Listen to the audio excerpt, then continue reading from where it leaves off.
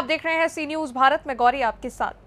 क्षत्रिय अस्मिता आंदोलन के तहत नर्मदा जिले के तिलकवाड़ा तहसील के वजेरिया गांव में एक अस्मिता महासम्मेलन आयोजित किया गया था।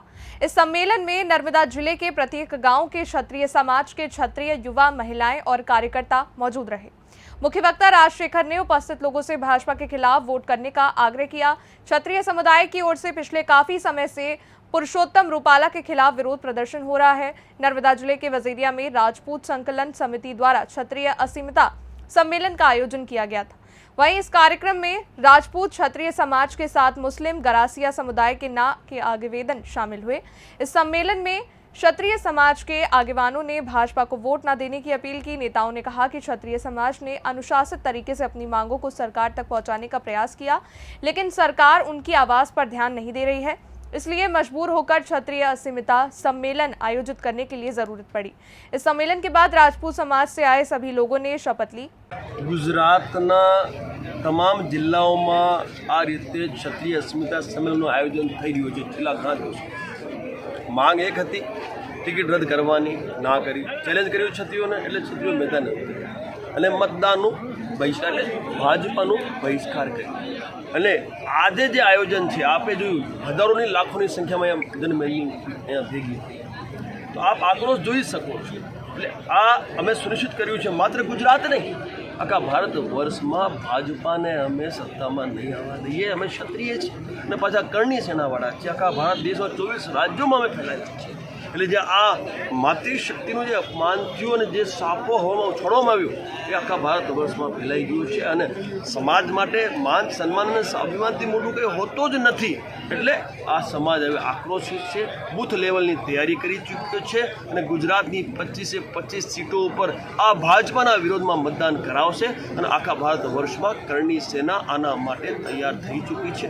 જેટલા પણ ચરણના ચુનાવ થઈ ગયા એમાં પણ અમે ભાજપાને બિલકુલ બહિષ્કાર કર્યો છે ને હવે આવનારા જેટલા પણ ચરણમાં ચુનાવ થવાના એમાં પણ અમે ભાજપાનો બહિષ્કાર કરી અને આ વખતે અમારા સ્વાભિમાનનો બદલો અમે લેવા માટે તૈયાર છીએ।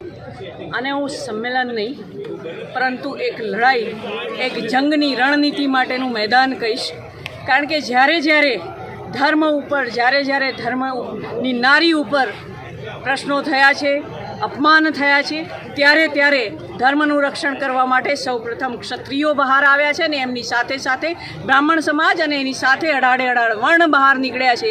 ઇતિહાસ જ્યારે આપણે ઉઠાવીને જોઈ લઈએ, ઇતિહાસ લોકો ભૂલી ગયા છે અને ખોટી રીતે વોટ્સએપ, ફેસબુકમાં બતાવવામાં આવે છે। એટલે ખરેખર ઇતિહાસ એ જે જોઈએ આપણે તો ઇતિહાસ એ છે કે જ્યારે રણભૂમિમાં ગયા છે ત્યારે ક્ષત્રિયોની સાથે અઢાડે વર્ણ લડવા માટે નીકળ્યા છે અને ધર્મના રક્ષણ માટે ભેગા થવાનું છે। અને એટલે આ મંચ ઉપરથી આપ સૌના મીડિયા દ્વારા સર્વને કહેવા માંગુ છું કે આવો આપણે સૌ ભેગા થઈએ। કારણ કે આ અપમાન ફક્ત ને ફક્ત ક્ષત્રિય સમાજનું નથી, પરંતુ આ અપમાન નારીનું છે, આ અપમાન સમગ્ર ધર્મનું છે, આ અપમાન સનાતન ધર્મનું છે અને આ અપમાન જે હિન્દુત્વનો આપણે કેસરીઓ એમના હાથમાં આપ્યો હતો, આ કેસરિયાનું અપમાન છે અને આવું અપમાન કોઈ પણ વર્ણ, કોઈ પણ ધર્મને સાખી લેવું જોઈએ નહીં। અને એટલે જ આ લડાઈ કન્ટિન્યુ રહેવાની છે।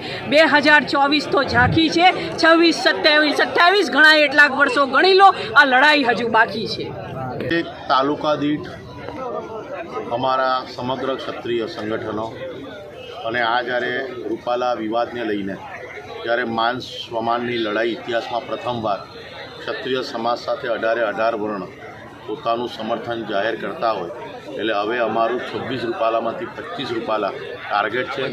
એ 25 રૂપાલા માટે ભાજપ વિરુદ્ધ જે મતદાન કરવાની અમારી રણનીતિ છે એ આપ સમક્ષ છો કે અમારે આ જે ભીડ આવી છે એ કોઈ લોભ લાલચ નથી, એમને कोई पेट्रोल પોતાની સ્વેચ્છાએ સ્વાભિમાન બચાવવા। नर्मदा से सी न्यूज संवाददाता वसीम मेमन की रिपोर्ट। इस रिपोर्ट में बस इतना ही। देश दुनिया की बड़ी खबरों के लिए देखते रहिए आप सी न्यूज भारत।